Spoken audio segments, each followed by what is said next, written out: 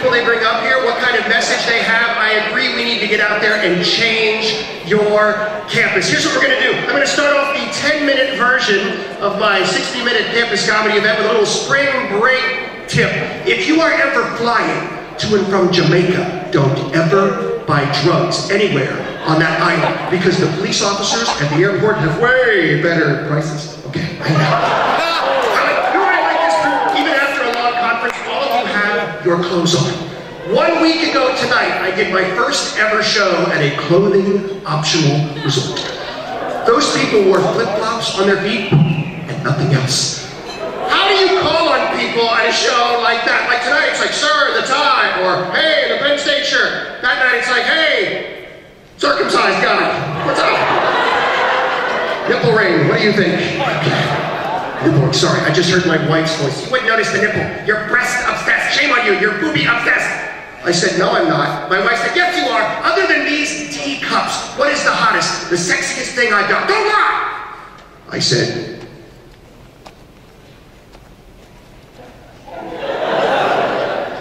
your sister? Ladies and gentlemen, my name is Michael Dean Ester, and I am the world's greatest comedy entertainer in your school's cheap-ass price range. Welcome to the last showcase of the night. People ask me, when did you know you wanted to be a comedian for a living? I can tell you the exact second. I told a joke back in a high school cafeteria, and everybody laughed. Then a cheerleader came over and sat right next to me. She had a sweater so tight I could tell which brand of tissue she used to stuff her sports bra. She whispered, she said, do you know funny guys are so sexy? She said, my friends dared me to kiss you right now. I said, well then, go for it. And she did! Everybody saw the kiss, they stood up and cheered until the principal of the school ran over and pulled us apart. That's a true story. That's the day I knew I would have to be a comedian for a living, you know, because I could never go back to my job as a teacher. But that's the story. Come on, clap one time, it's the dinner showcase, let's have some fun. Think back to high school, all of you, think back to high school with your number 2 pencil and your oval answer sheet. How many of you remember taking the SAT or the ACT exactly like I did? Be honest. I have no idea. But look, I haven't had a C in a long time. When I ask any audience, what's the #1 thing you learned in college? The answer should be, how to launch my dream career. But it's not. What do I hear? The #1 thing you learn in college is how to like that's all that goes on at your campus. Well, check out our website. We've got beer pong, keg stands, party games. It's www.com. Yes, had a good time, but college is too important to waste it being wasted, and it's too expensive. Raise your hand if you think college costs too much. If your hand is not up right now, you are smoking crack.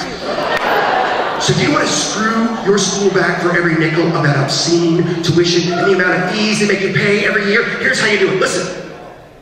Do everything while you're in college. You know why? You already paid for it. Do everything. Come to every single event that your student activities board sponsors. Music, comedy, lecture. You pay the fee. Get your ass in here. Get something out. And get excited for every campus organization. Join them all. Run for every possible office. Get pumped up for every church or class or community-sponsored outreach program. Get fired up for varsity, university, intramural sports. Go, cheer, show up naked. Go to classes you got every single day. Hey, go to a few classes you're not even in. Just show up. What's the professor going to say? Well, your name's not on the list. Oh, I don't know. Why am I here? 25 grand a year in tuition? I want to learn. Come on, let's go. Teach me. You know who inspired my dream career? Thomas Edison. Yes, that Edison. The story goes, Edison gets up as an old man to receive a Lifetime Achievement Award for his work. 1,093 patents, 20 hours a day in his lab. He turns it down. Edison said, the truth is, I've never done a day's work in my life. To me, it was all fun. Fun. Hey, college students, who knew work for your life could be fun? This is America. Bitching about work is our national pastime. You know who doesn't bitch about work? College graduates lucky enough to have a dream career. What does that mean? Well, it starts with a dream. If you don't have a dream in mind, why would you abuse your brain for 4 years taking exams and writing papers? Going to college with no dream is like going on a date with Chris Brown. You leave home, you spend a lot of money, and then your head just takes a beating. Why would you do that? You know who helped me launch my dream career in college? I want to tell you about my advisor, Yoda. Yoda, his name was Professor Mark Yoder, but he came from New Hampshire, and when he said it, that's what you heard. Good morning, class. I'm Professor Yoda. And he said, Yoda. The first time I met with him, I was terrified. He was just like Yoda, short, wispy, bald head, all-knowing, and could kick your ass. I opened his office door, he turned to me and said, who are you? Sir, I'm Michael Dean Ester. I'm one of the students you advised. He said, no, who are you? What do you stand for? What do you want to do with the rest of your life? I didn't know there would be questions the first day. He said, then sit down, I have 3 questions. Whose education is this? I said, mine. He said, say it louder. Whose dream career is this? I said, mine. He said, say mine, damn it. Whose life is this now? I said, mine, damn it. That was my advisor. Then he floored me with this question. He said, what would you do with your degree and your life if you knew you couldn't fail? Think about that. I answered Yoda as a joke. Thank God I was nervous enough to make a joke. I said, oh, if I couldn't fail, I'd get out there after graduation and earn a living just making people laugh. Yoda did not laugh. On my college file, career objective, he wrote, comedian. Then he looked up at me and said, the 3 most important words I ever heard in college. They'll be the 3 most important words you ever hear once you understand what they mean to you. Yoda looked up at me and he said, do your thing. I said, what? He said, do your thing. If making people laugh is your place in the world, your passion, listen, your dream, you should build your education around that dream because this degree launches your career. Do your thing. You end up with a dream career. I said, you mean college is more than taking exams? Oh yeah. By the way, what's the hardest part about taking any college exam? What is it? What's the hardest part? It's getting out of bed that day. Because the night before sucks. You're cramming, you can't sleep, you're drinking and forget about it. That snooze alarm in the morning is death.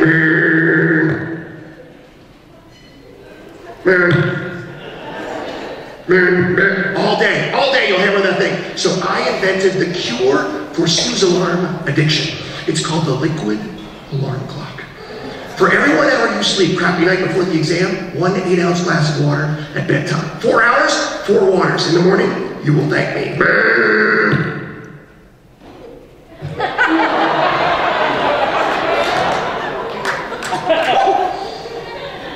All around the room, raise your hand if you know what your thing is. Your thing in life. Show me. Show me?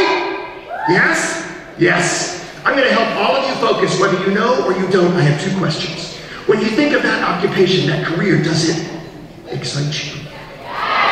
And are you good at that sort of thing so far?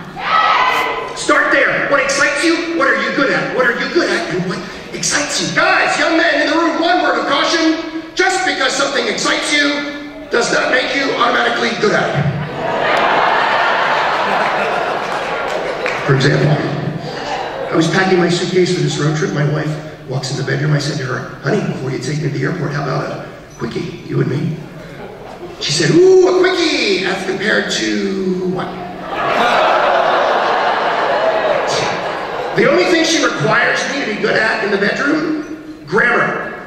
English grammar. She was an English major. We're going at it the other night. I'm trying to talk a little dirty. She stops me. She said, stop, stop, stop. It's you are my bitch. You are my bitch. You my bitch, baby. Has no verb. How can I be a fixed object if you won't make me a direct object? Use a verb. The first time I proposed to my wife, she said no. How do you survive no when you propose? Will you marry me? No. You want to go get something to eat? You know why she said no? Because my proposal was not romantic enough. Women in the room, judge me, yes or no. I was dressed up, I was down on one knee. Here's what I said. I said, Kathy, because that's her name. I said, some men were put on this earth to find answers, some men to find cures, some men to find a way to win. I was put on this earth to find you. Now, will you marry me? Send.